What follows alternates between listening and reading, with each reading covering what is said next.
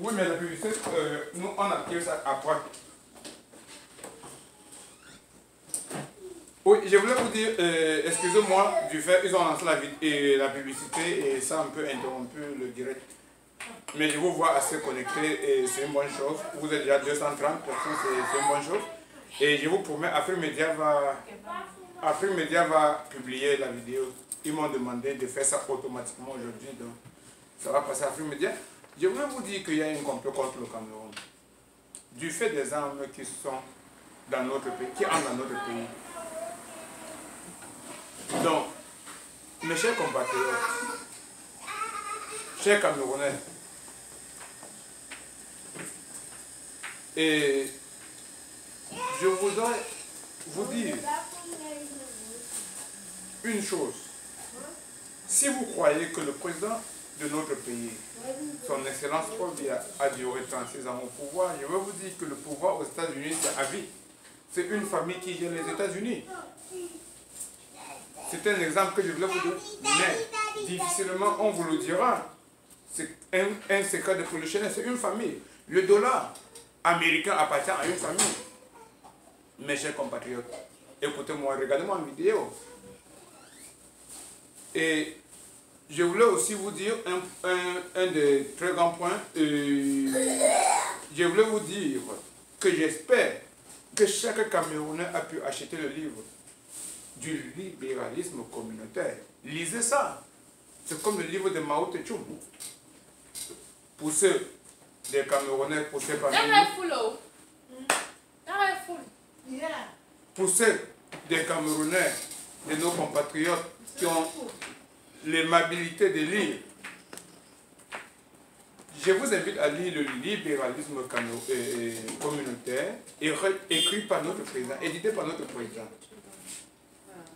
Vous avez compris que, vous avez vu que notre président de la République, en l'occurrence, le président Paul Biya, a choisi comme première ville, excusez-moi, le français n'est pas ma langue, malheureusement, je suis Bouddha. Donc, comprenez? Le président de la République a choisi comme premier pays, je voulais dire première ville, une fois de plus, Maroua, comme le centre de sa campagne électorale. Mes chers compatriotes, rappelez-vous, mes chers compatriotes, que c'est dans le Grand Nord que le président a eu le pouvoir. Rappelez-vous, mes chers compatriotes, que le Grand Nord représente un bastion du RDPC.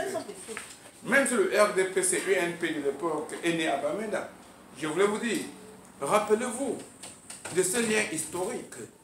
Rappelez-vous que c'est un nordiste qui faisait du président Amadou Ahidjo, le président de la République, constitutionnellement, pas par un coup d'État, je vous le dis.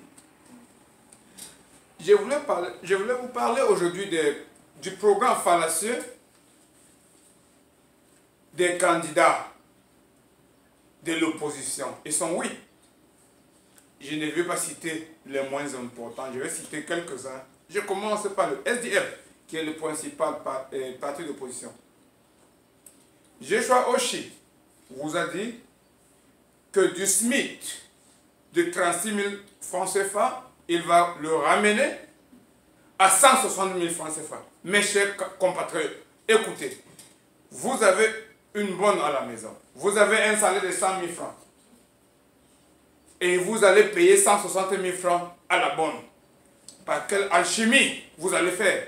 Un boulanger qui a un salaire de 80 000 francs, parce qu'il travaille, alors il va employer une femme pour garder sa maison ou son enfant dans un village où je suis, par exemple, natif, qu'on appelle Bacham, même si je suis natif naturellement du nord-ouest, je voulais dire Kousseri, et qui paye 15 000 francs à la femme qui garde ses enfants.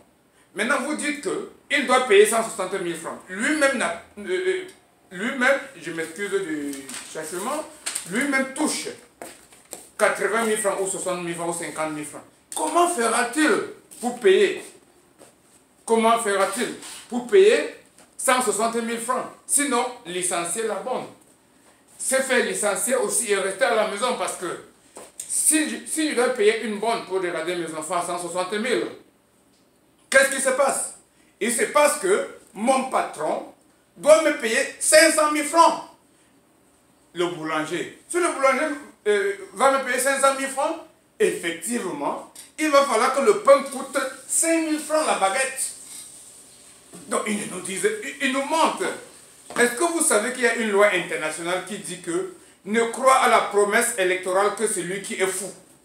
Je voulais donc vous dire que cette promesse est irréalisable.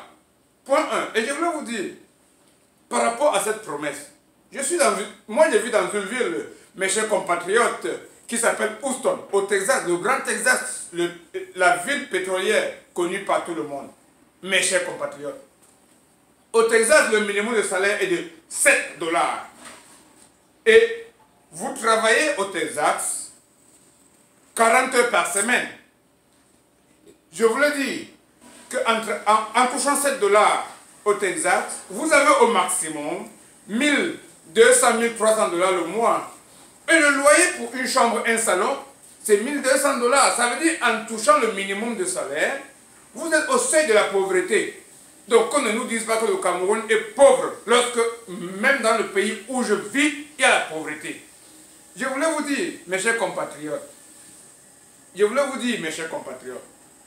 lorsqu'on dit que Paul Biya est dictateur, je me pose la question, dans un pays où existe Afrimédia, où Paul Biya est insulté à longueur de journée, et aucun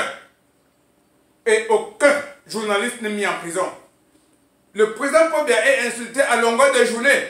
Personne n'est en prison. Aucun journaliste n'est en prison. On a un pays qui n'a pas de prisonniers politiques.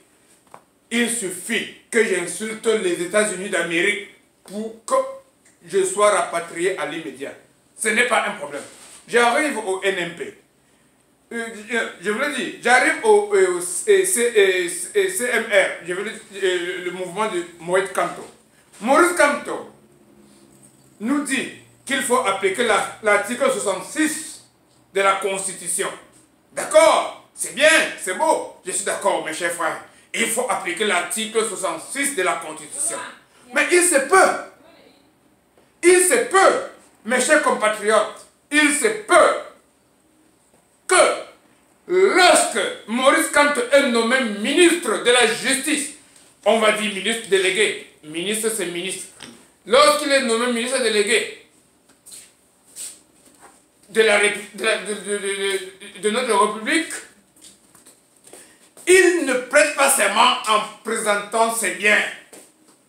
Il a été pendant 8 années consécutives ministre. Il ne nous dit pas où viennent ces milliards.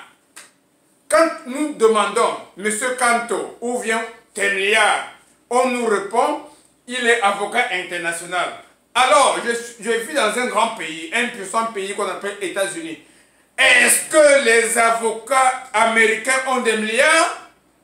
Est-ce que les avocats français ont des milliards? Est-ce qu'un avocat qui quitte l'Amérique pour aller travailler en France a des milliards?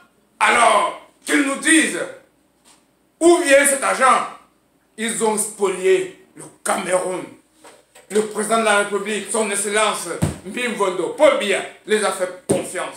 Ils ont déçu. Sa place est à Konegi. Maurice Kamto nous dit qu'il est le tireur de pénalty. Mais en football, vous ne pouvez pas créer un pénalty et vous tirer vous-même.